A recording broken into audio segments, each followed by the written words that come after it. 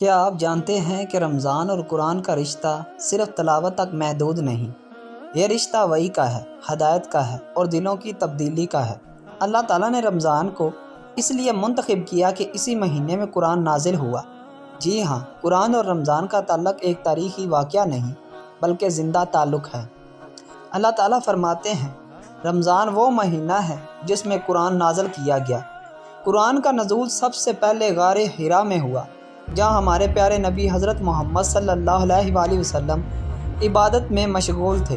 اسی لمحے فرشتہ حضرت جبریل علیہ السلام پہلی وحی لے کر آئے، اقرأ بسم ربک الذی خلق۔ یہ لمحہ صرف ایک نبی کی زندگی کا آغاز نہیں تھا بلکہ پوری انسانیت کی ہدایت کا آغاز تھا۔ ہر سال رمضان ہمیں یاد دلاتا ہے کہ قرآن صرف پڑھنے کے لیے نہیں، سمجھنے اور جینے کے لیے نازل ہوا ہے۔ نبی کریم صلی اللہ علیہ وآلہ وسلم رمضان میں حضرت جبریل علیہ السلام کے ساتھ قرآن کا دور کرتے تھے۔ آخری رمضان میں 2 مرتبہ مکمل قرآن کا دور ہوا۔ یہ اس بات کی علامت ہے کہ رمضان اور قرآن کا تعلق کتنا گہرا ہے۔ رمضان دل کو نرم کرتا ہے اور قرآن دل کو روشن کرتا ہے۔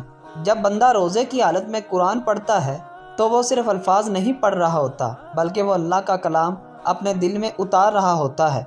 قرآن ہمیں سکھاتا ہے صبر، شکر، تقوی، عدل۔